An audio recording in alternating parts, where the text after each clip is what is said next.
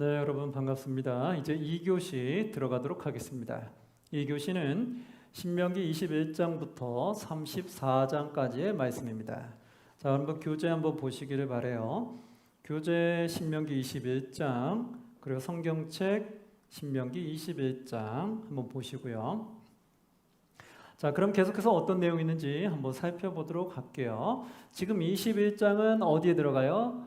모세의 몇 차 설교다? 2차 설교 안에 들어간다. 좀 더 구체적으로 보면 2차 설교 중에서도 어디다? 신명기 법전에 들어간다. 그럼 어떠한 법률들이 있는지를 한번 보도록 할게요. 21절에 보면 딱 보시면 1, 2절에는 내 하나님 여호와께서 내게 주어 차지하게 하신 땅에서 피살된 시체가 들에 엎드려진 것을 발견하고 그 쳐 죽인 자가 누구인지 알지 못하거든. 누군가 이렇게 살해를 당했는데 누가 죽였는지 모르는 거예요. 그럼 이때 어떡하냐? 2절 너희의 장로들과 재판장들은 나가서 그 피살된 곳에 사방이 있는 성읍에 원근을 잴 것이요 그 피살된 곳에서 제일 가까운 성읍의 장로들이 그 성읍에서 아직 부리지 아니하고 멍에를 매지 아니한 암송아지를 취하여 피살된 곳에서 제일 가까운 성읍의 장로들이 그 성읍에서 그것을 하나님께 제사를 올려드리라고 말하게 되는 거죠. 자, 그 다음에 또 어떤 내용들이 있냐면 15절, 16절에 보면 어떤 사람이 두 아내를 두었어요.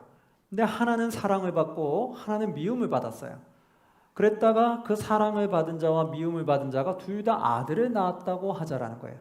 둘 다 아들을 낳게 되었는데 근데 미움을 받은 자의 아들이 장자가 된 거예요.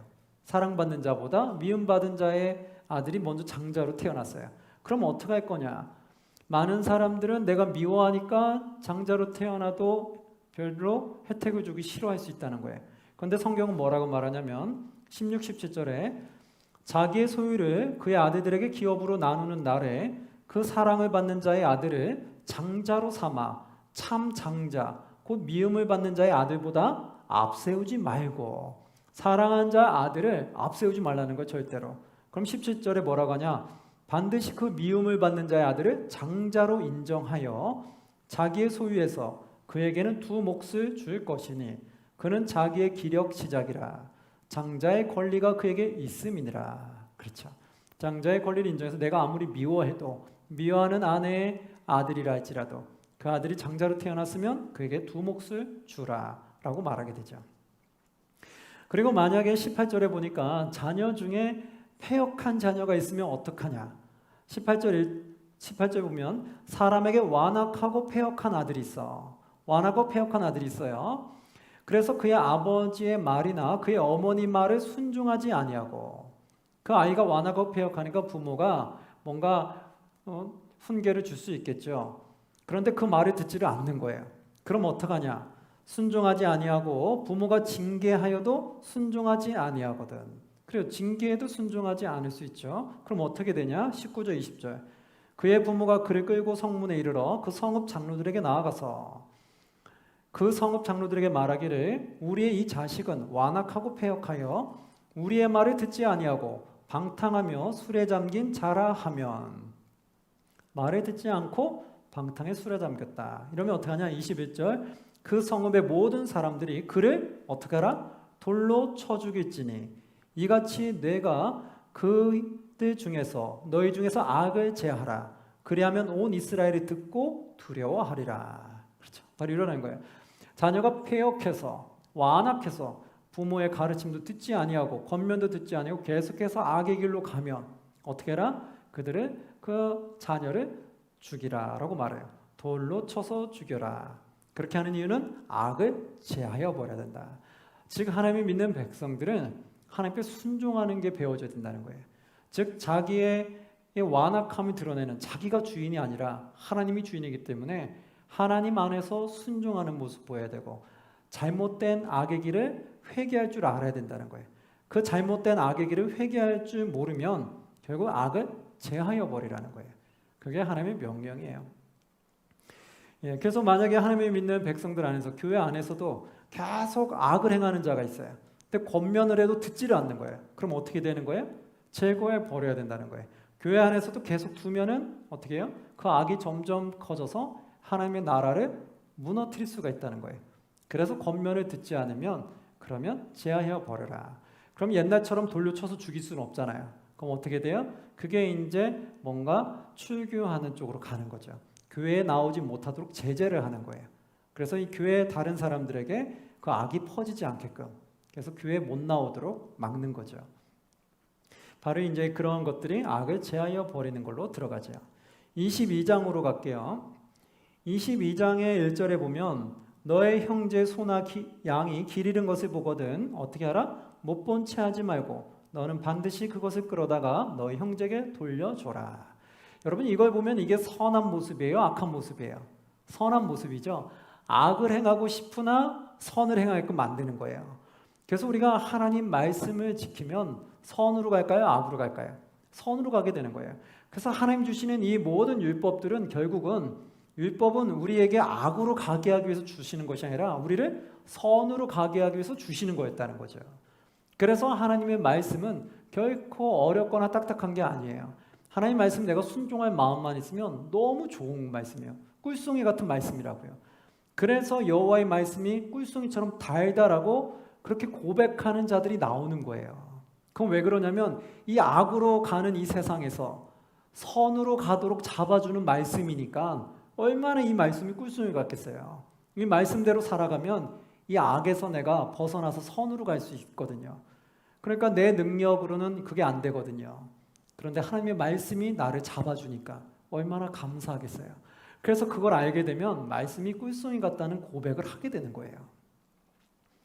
여기서 그렇게 되고요. 5절에 보니까 여자는 남자의 의복을 입지 말 것이요 남자는 여자의 의복을 입지 말라. 이 말은 무슨 말일까요? 여자는 남자가 되려고 하지 말고 남자는 여자가 되려고 하지 말으라는 거예요. 이해되시겠죠?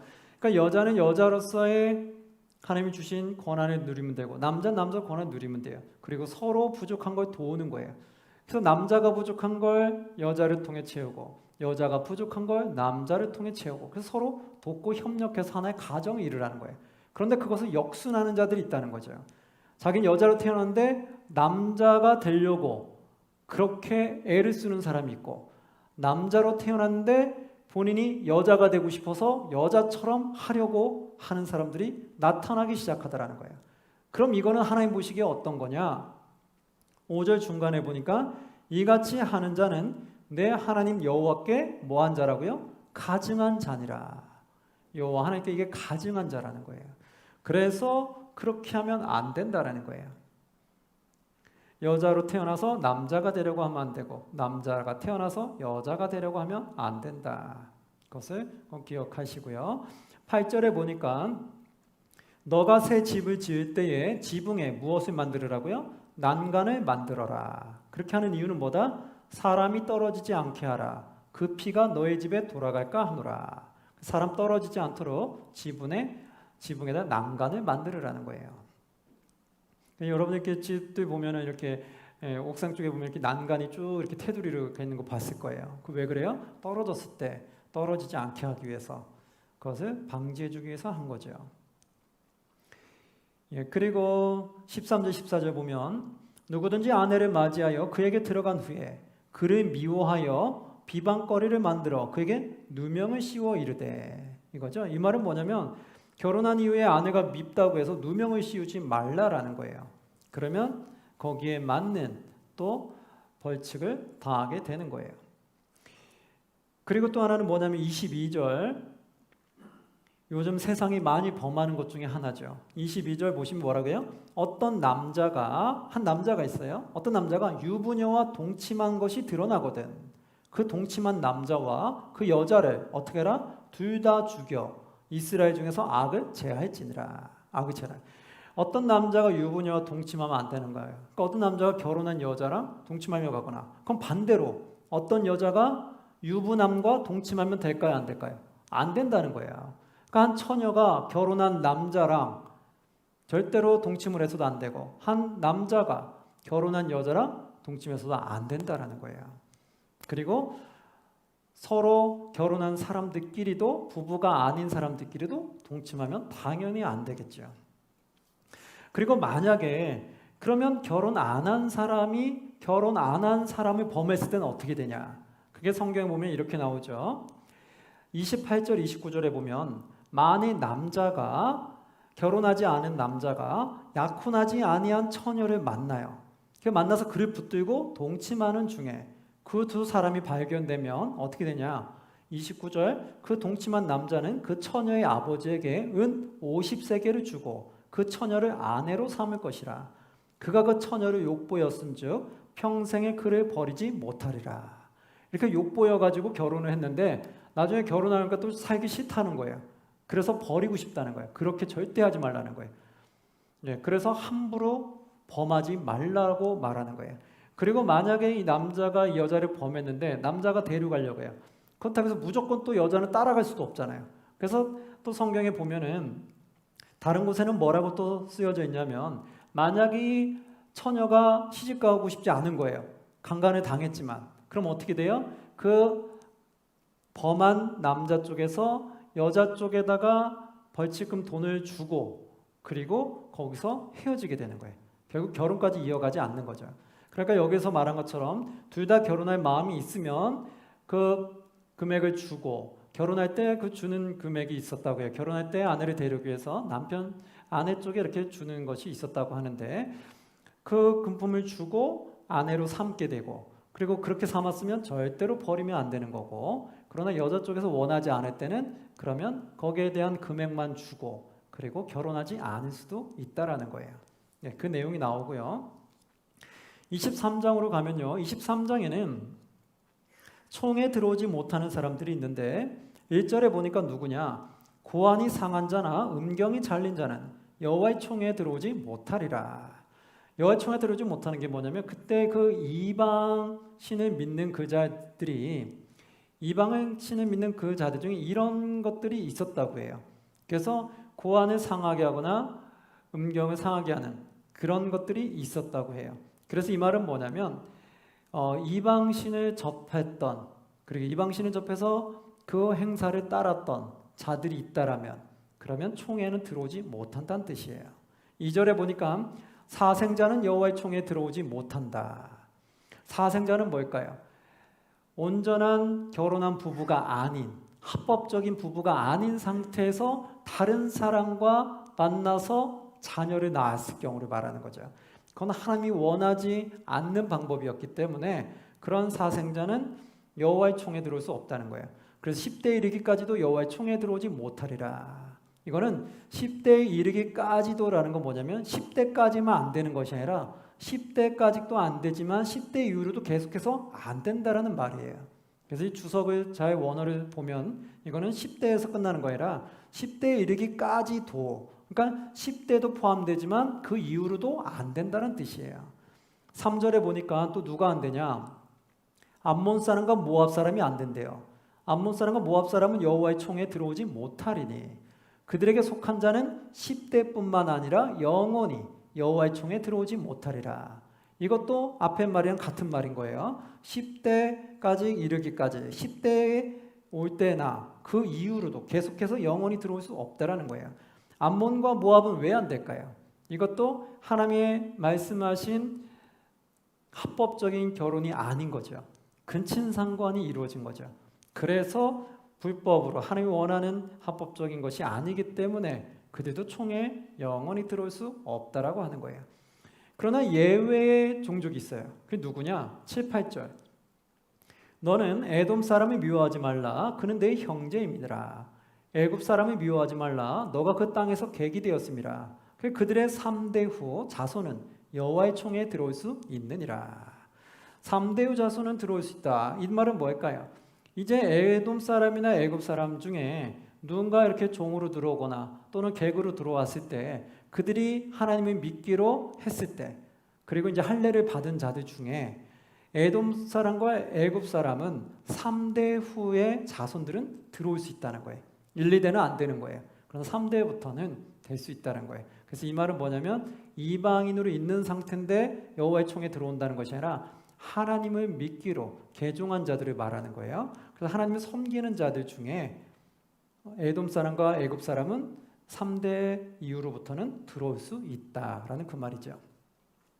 자, 그 다음에 17절 18절에 보면 뭐라고 나오냐면 이스라엘 여자 중에 창기가 있지 못할 것이요. 그러니까 하나님이 믿는 백성 중에는 여자의 창기가 있으면 안 된다라는 거예요. 즉 창녀가 있으면 안 된다는 거죠. 그리고 이스라엘 남자 중에서도 뭐가 있으면 안 돼요? 남창이 있지 못할지니. 남창이 있어서도 안 되는 거예요. 그러니까 하나님이 믿는 백성은 창녀나 남창이 있으면 안 된다라는 거예요. 그럼 18절에 보니까 창기가 번 돈과 개 같은 자의 소득은 어떤 서원하는 일로든지 내 하나님 여호와의 전에 가져오지 말라. 이 둘은 다 내 하나님 여호와께 가증한 것입니다. 즉 이렇게 하나님이 원하지 않는 그러한 행위를 해서 음란한 행위를 통해서 벌어들인 소득으로는 여호와 거룩한 여호와께 드릴 수 없다라는 거예요. 그럼 이제 어떤 사람은 그걸 물어요. 그럼 이 창녀나 남창은 하나님이 믿을 수 없는 겁니까? 믿을 수 있죠. 그럼 어떻게 돼요? 정말 하나님 나의 주님을 믿으면 그때부터는 내가 그 직업에서 나와야 되는 거죠.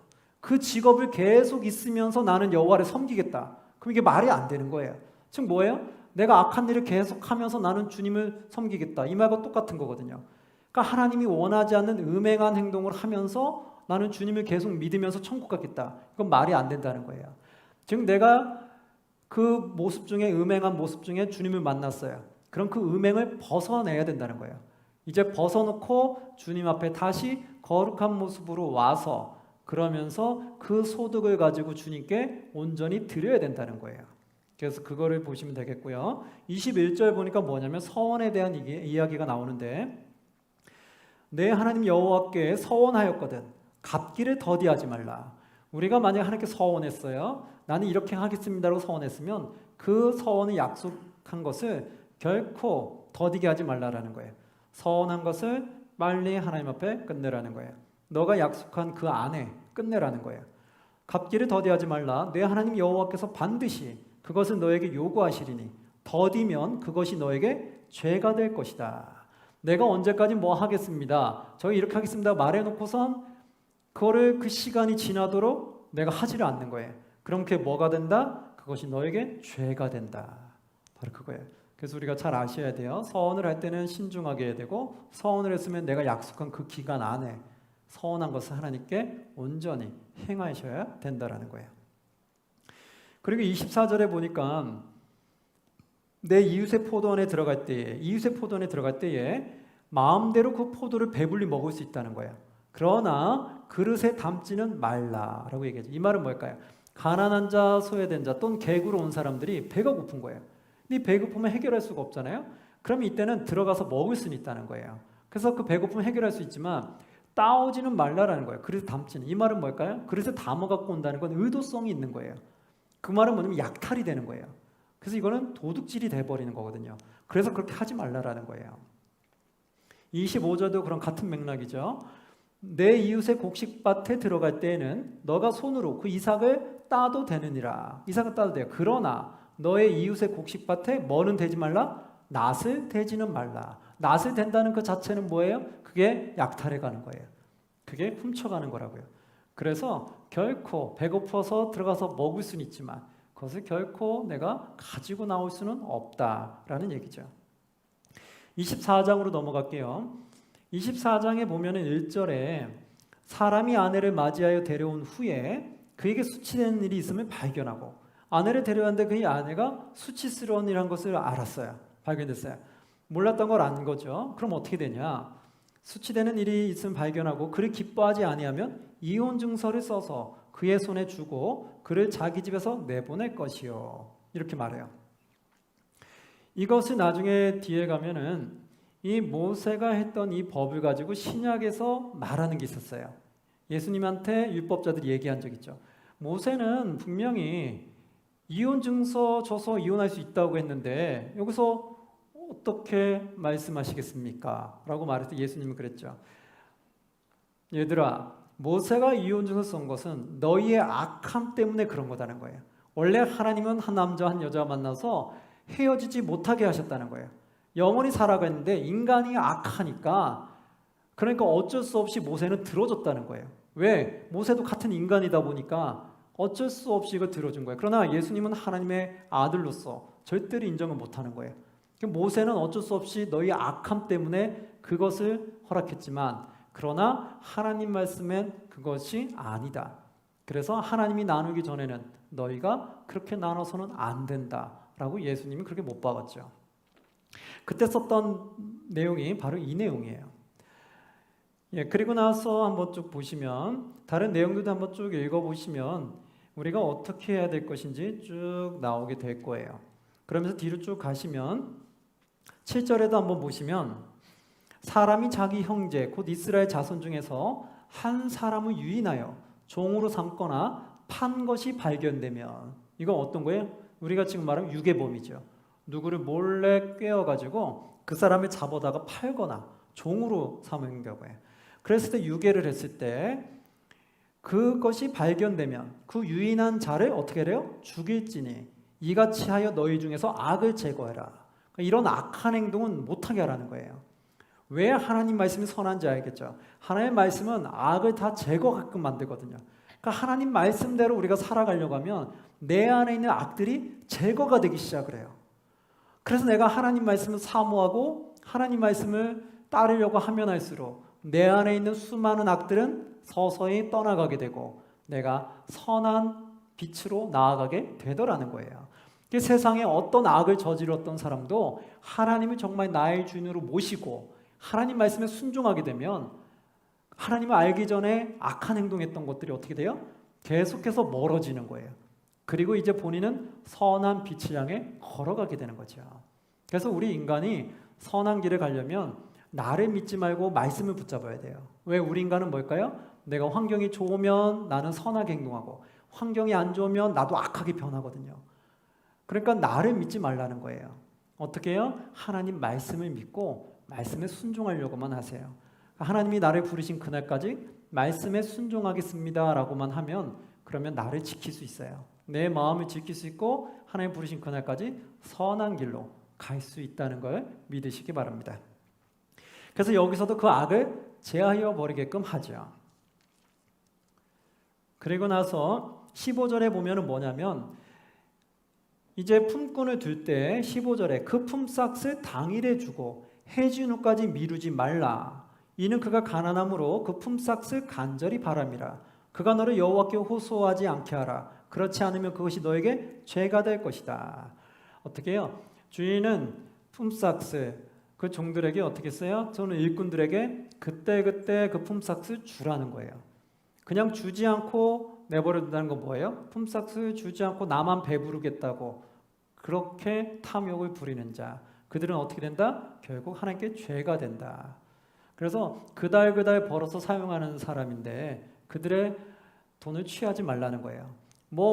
만약에 내가 돈이 많아서 내가 그 돈을 받지 않아도 품삯을 받지 않아도 나는 살아가는데 어려움이 없다. 그러면 조금 다를 수도 있겠죠. 그것도 죄악이겠지만 그러나 돈이 많지 않고 그달 벌어서 사는 사람한테 그달 품삯을 안 주면 어떡하겠어요. 그럼 이건 하나님께 크나큰 죄악이 된다는 거예요.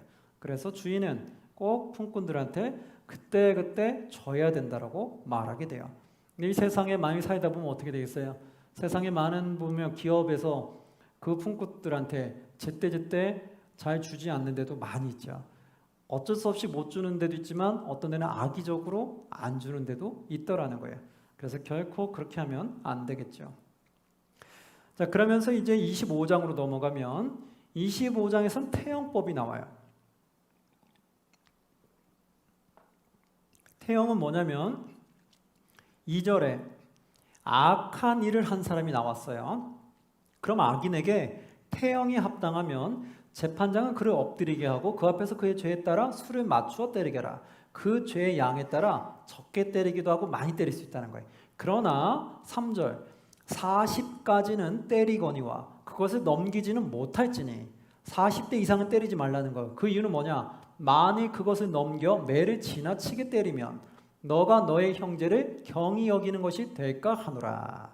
그 이상 때리면 어떻게 돼요? 죽음까지 이르게 할 수 있다는 거예요. 그래서 하나님은 그건 원하지 않는 거예요. 그래서 아무리 죄가 많다고 해도 40대 이상은 때리지 못하게 하죠.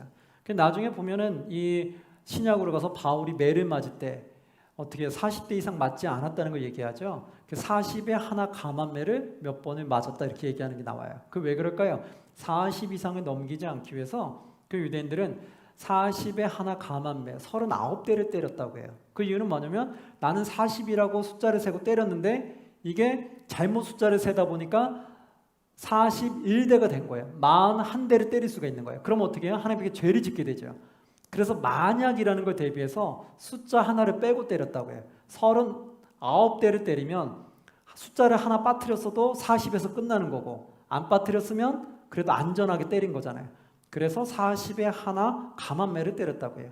이거 신약으로 가면 바울이 그러잖아요. 나는 40에 하나 감한 매를 몇 번을 맞았다 이렇게 나오죠. 그래서 그것을 이해하면 이 문화를 이해하면 그걸 이해할 수 있을 거예요. 그러면서 내용 한번 쭉 읽어보시고요. 26장으로 넘어갈게요. 26장에서 우리가 잘 알고 있는 천열매 사건이 나와요. 1, 2절에 보면 너희 하나님 여호와께서 너에게 기업으로 주어 차지하게 하실 땅에 너가 들어가서 거기에 거주할 때 하나님이 주신 가나안 땅에 네가 들어갔어요. 그래서 2절에 내 하나님 여호와께서 너에게 주신 땅에서 그 가나안 땅에서 그 토지의 모든 소산의 만물을 거두니 첫 수확물을 얻은 거예요. 그랬을 때 어떡하냐? 그것을 가져다가 광주리에 담고 내 하나님 여호와께서 그의 이름을 두시려고 택하신 곳으로 그것을 가지고 가서 그것을 하나님께 드려라라고 말하게 돼 있죠. 그래서 이것이 바로 우리가 지금 잘 알고 있는 천열매가 되었어요. 그래서 우리도 지금 신앙생활 때 어떤 분들을 구했잖아요. 새로운 직장 갔어요. 그래서 첫 월급을 받았어요. 그럼 그걸 하나님께 천열매로 드리는 분들이 있어요. 그게 바로 이 말씀에 따라 근거해서 했던 거라는 거예요. 옛날에는 그렇게 많이 했는데 요즘 이제 그렇게 잘 못하시는 분도 많죠. 그러나 재정적으로 조금 여유가 있다라면 천열매를 주님께 드리면 하나님이 그 뒤에 열매부터는 더 많은 축복을 주시리라 믿습니다. 그때 했던 게 있고요. 그리고 쭉 보시면서 27장으로 넘어가면 이제 두 번째 설교가 끝났고 세 번째 3차 설교로 들어갑니다. 3차 설교는 어떤 내용이 있을까요? 복과 저주에 대한 내용이 나와요. 한번 27장에 보면 1, 2절에 보시면 모세와 이스라엘 장로들이 백성에게 명령하여 이르되 내가 오늘 너에게 명령하는 이 명령을 너희는 다 지킬지라. 너희는 다 뭐 하라고요? 지킬지라. 항상 말씀은 얘기했죠. 지키라고. 그런데 우리 그리스도인은 항상 어떻게 해요? 듣기만 하고 끝난다는 게 문제죠. 지켜야 되는데 지키지를 않아서 수많은 불법과 수많은 비리와 수많은 문제가 발생하더라는 거예요. 우리는 꼭 지키는 것까지 가야 됩니다. 그래서 너희는 다 지킬지니라. 너희가 요단을 건너 너희 하나님 여호와께서 너에게 주시는 땅에 들어가는 날에 큰 돌을 세우고 석회를 바라라. 그래서 그리심산에서 축복을 얘기하고 에발산에서 저주를 얘기해라. 그 말이 나오게 되는 거예요. 쭉 한번 읽어보시면 되고요. 28장으로 가면 이 복과 저주를 얘기하는데 1절에 너가 너희 하나님 여호와의 말씀을 삼가 듣고 들었어요? 그럼 뒤에 무슨 말이 나올까요? 지키라는 말이 나올까요? 안 나올까요? 이제 우리는 말씀 공부해 보니까 알죠. 뒤편에 분명히 들으라는 말이 있으면 뒤에 지키라는 말이 나오겠구나 예감할 수 있죠. 한번 볼까요? 정말 너의 하나님 여호와의 말씀을 삼가 듣고 내가 오늘 너에게 명령하는 그의 모든 명령을 뭐하면? 지켜 행하면. 분명히 지키라는 말씀이 나오죠. 지켜 행하면. 그러면 이제 하나님이 어떻게 하신다?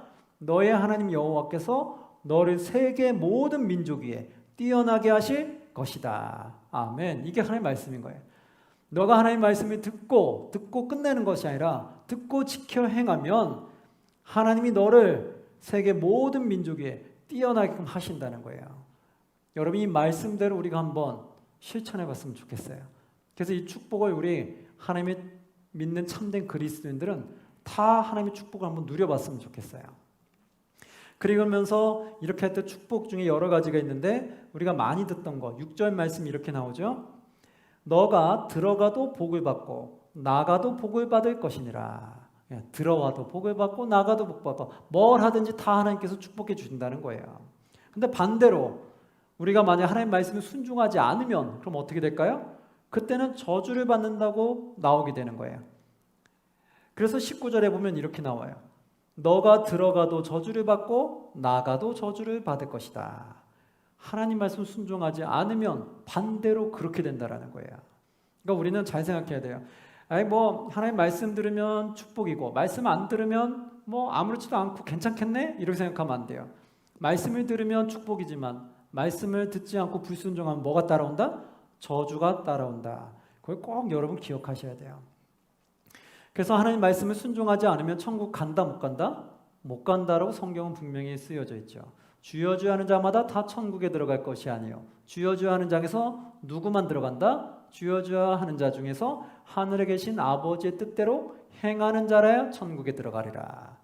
그렇죠? 순종하는 자라야 천국에 들어간다. 지켜 행하는 자라야 천국에 들어간다. 분명히 말씀했어요. 그러니까 우리는 하나님 말씀에 순종하는 자가 천국 들어가는 거고 순종하는 천국 못 들어가는 거예요. 그러면 하나님을 알지 못하는 세상 사람들은, 하나님 믿지 않는 세상 사람들 다 어디로 가는 거예요? 지옥으로밖에 갈 수가 없는 거죠. 왜? 세상에 있는 사람들은 하나님을 주인으로 모시지 않았고 하나님 말씀대로 순종하지 않았잖아요. 지켜 행하지 않았잖아요. 그러니까 당연히 세상 사람들은 지옥에 갈 수밖에 없는 거예요. 그럼 하나님을 믿는다는 사람들은 어떤 거냐? 믿는 사람 중에 하나님 말씀대로 지켜 행하는 자가 결국 마지막에는 천국에 들어가는 거고, 지켜 행하지 않는 자들은 하나님 믿는다고 말은 하지만 결국 마지막 때 지옥으로 들어가게 된다는 거예요. 그리고 그걸 꼭 기억하셔야 돼요. 듣고만 끝나는 자는 어디로 가요? 지옥이에요. 근데 듣고 지켜 행하는 자는 어디로 가요? 천국이에요.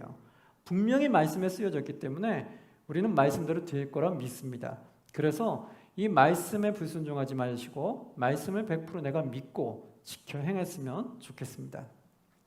그 내용이 28장이 나오고요. 29장에 가면 모압에서 이제 모세가 이스라엘 백성들에게 언약하는 말씀이 나와요. 29장 1절 보면 호렙에서 이스라엘 자손과 세우신 언약 외에 여호와께서 모세에게 명령하여 모압 땅에서 그들과 세우신 언약의 말씀은 이러하니라.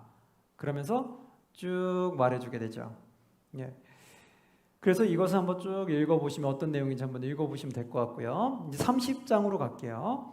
30장에는 뭐냐? 1절에 보니까 내가 너에게 진술한 모든 복과 저주가 너에게 임함으로, 복과 저주가 우리에게 다 임한다는 거예요. 임함으로 너가 너의 하나님 여호와로부터 쫓겨간 모든 나라 가운데서 이 일이 마음의 기억으로 나거든. 그럼 어떻게 되냐? 2절 너와 내 자손이 내 하나님 여호와께로 돌아와서, 내가 혹시나 잘못된 길로 악으로 갔어요. 그런데 하나님 말씀에 복과 저주가 나한테 있다는 거 알아요.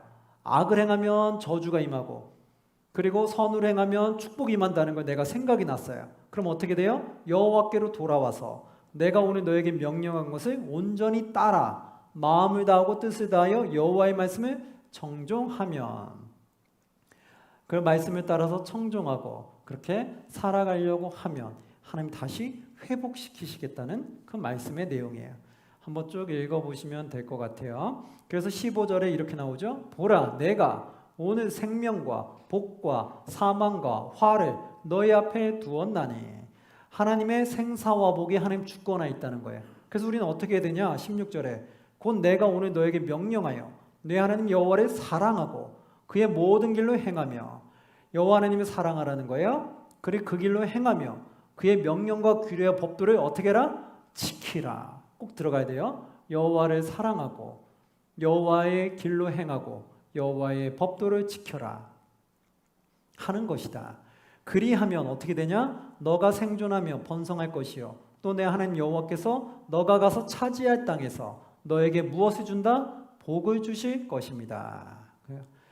바로 생사하게 하나님 주권에 있으니까 하나님의 말씀에 따라 하나님을 사랑하고 하나님의 말씀을 지켜 행하면 하나님께서 복을 주신다는 거예요. 계속해서 반복하죠. 이렇게 계속 반복하는 이유는 뭘까요?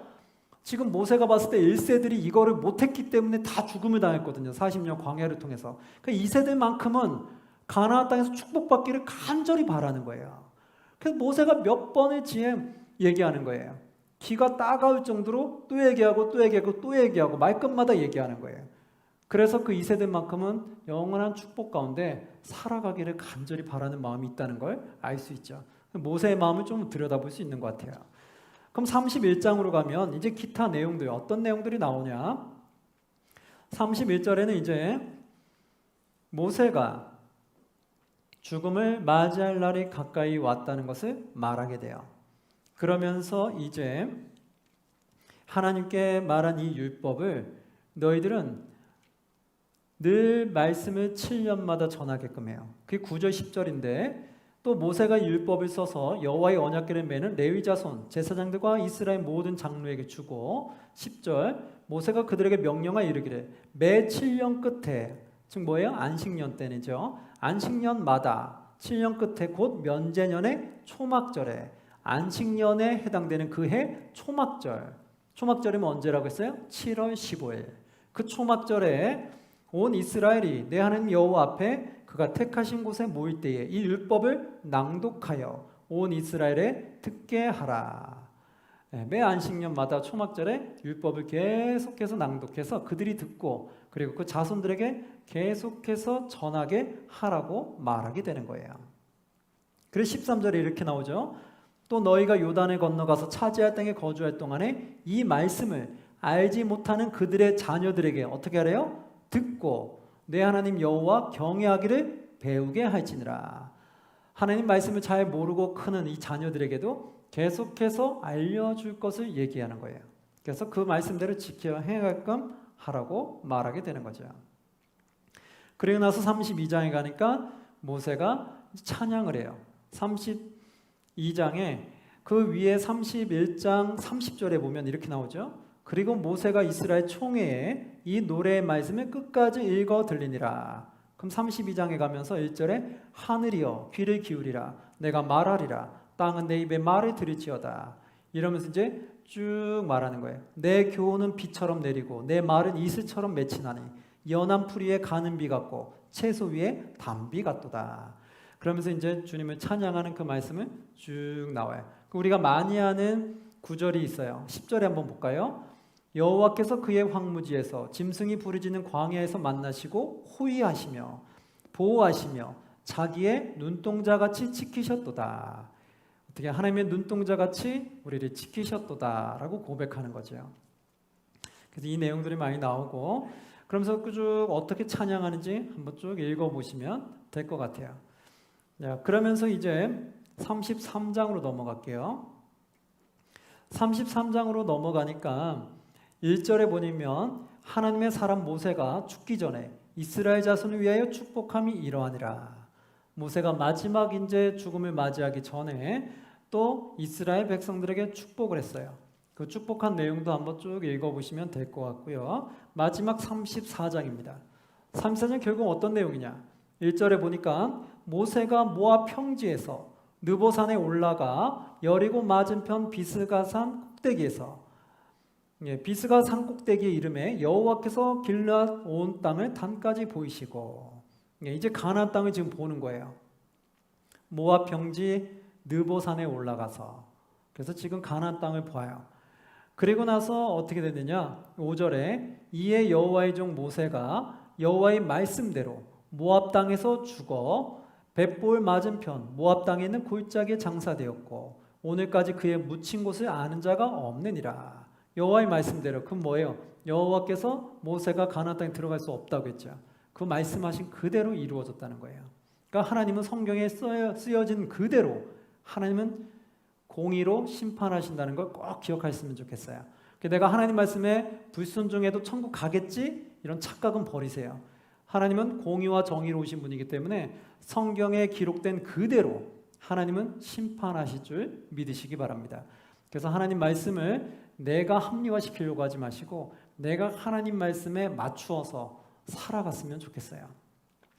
그래서 여기도 모세가 못 들어간다니까 정말 하나님 뜻대로 못 들어가고 죽음을 당하게 됐죠. 모압 땅에서. 그런데 7절 보니까 이 모세가 늙어서 죽은 게 아니라는 거예요. 보시면 7절에 모세가 죽을 때 나이가 120세였으나 그의 눈이 흐리지 아니하였고 기력이 쇠하지 아니하였더라. 이렇게 눈도 흐리지 않고 기력이 쇠하지도 않은데 여호와께서 때가 돼서 불러가시니까 결국 죽음을 맞이하게 됐더라는 거예요. 왜냐하면 이제 그 뒤를 이어서 가나안 땅 들어가야 되는데 모세가 계속 살아있으면 안 되잖아요. 그래서 결국 하나님 뜻대로 모세가 아직 쌩쌩한데도 모세를 데려가시고 그 다음에 여호수아를 통해서 가나안 땅에 들어가게끔 하셨다라는 거죠. 그리고 나서 9절에 보니까 모세가 눈의 아들 여호수아에게 안수함으로 모세가 죽음 맞이하기 전에 여호수아에게 안수했어요. 그러니까 그에게 무엇이 들어갔어요? 지혜의 영이 충만하니 지혜의 영은 뭐예요? 성령이죠. 성령이 그에게 충만하게 되면서 이스라엘 자손이 여호와께서 모세에게 명령하신 대로 여호수아의 말을 순종하더라. 이제 성령이 여호수아에게 임하면서 여호수아가 이스라엘 백성들이 이끌어갈 수 있는 능력을 하나님이 주셨다라는 거예요.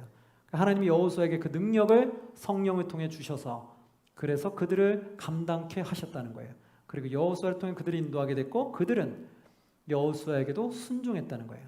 그래서 우리는 하나님 앞에서 하나님의 몸된 교회에서 지도자의 말에 어떻게 돼요? 순종할 수 있어야 돼요.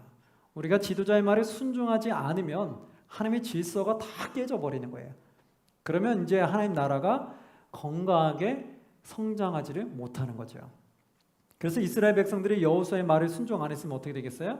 그러면 그 하나님의 나라가 혼란스러워지는 거예요. 그러나 하나님이 세운 지도자를 그들이 순종했기 때문에 질서 있게 가나안 땅에 들어갈 수 있었던 거죠.